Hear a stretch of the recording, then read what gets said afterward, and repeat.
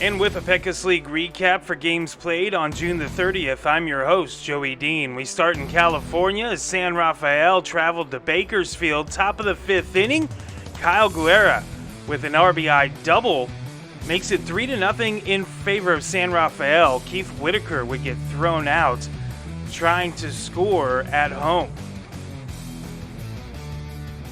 Bottom of the seventh inning, Ryan Anderson grounds into a fielder's choice. Junpei Ohashi scores, tying the ball game at 3. Bottom of the eighth, Joe Sterick at the plate. He hits a 2-run double, makes it 5-3 in favor of Bakersfield. They would add another run in the inning and go on to win this one by a score of 6-3 over San Rafael.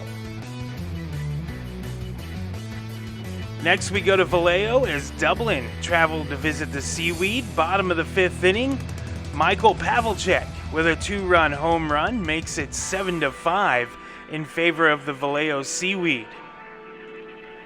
Top of the ninth inning, Sam Ott at the plate. He hits an RBI single. That ties this ball game up at 7. This is what Dublin does best. They take it to extra innings. In the top of the 11th, Damon Hale with an RBI single makes it 9-7 Dublin. They would hold on to win this one by a score of 9-8. Next we go to North Platte, Nebraska as Blackwell came to town. Top of the first inning, Dominic Scotti gets the Flycatchers on the board with a 2-run home run, making it 2-0 in favor of Blackwell, his 5th home run of the year.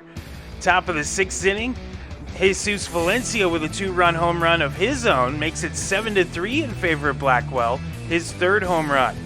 Bottom of the 9th, Alex Kornblau at the plate. Caleb Copeland would score on this wild pitch, moves the tying run to 3rd, but that's as close as the Blackwell Flycatchers would get as the North Platte 80s would get as they fall to Blackwell 9-8.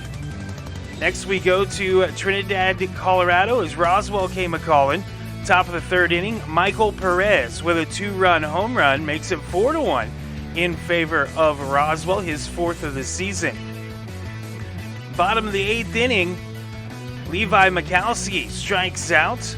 Bottom of the 9th inning, Sebastian Suarez strikes out. Ira Clifton goes a complete game, striking out 8 in the Roswell 9-4 victory.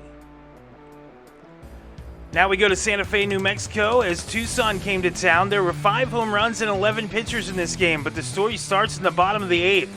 Sam Camacho with a 2 RBI single. That makes it 13-7 in favor of Santa Fe. That should be good enough, right? Well, no lead is safe in the Pecos League. Top of the 9th, Dahandi Johnson with an RBI single makes it 13-9, still Santa Fe. But later in the inning, Mike Whalen at the plate. Brian Ledesma will score on a wild pitch, makes it 14-13 Tucson as they score 7 in the top of the 9th. They would go on to win by that score. Then we go to Iola, Kansas as Garden City took on Kansas City. Cutter Smith was dealing from the start. He gets Ramis Vasquez here in the first, and he'll strike out Devin Rader here in the second. Part of 6 strikeouts and 5 in a third for the starter. Drew Woodley had a 2-hit day, 4 RBIs. Here's RBI 3 and 4 as he strokes a double to make it 13-4 in favor of Garden City. The Wind would roll in this one as they end up winning it by a score of 15-4. Elsewhere in the Pecos League, Alpine got a home run from Marco Martinez. Wyatt Morgan hit 1 for Pecos, and Colton Kendrick hit 2 as the Bills defeat the Cowboys 12-4. Join us again next time for another Pecos League recap.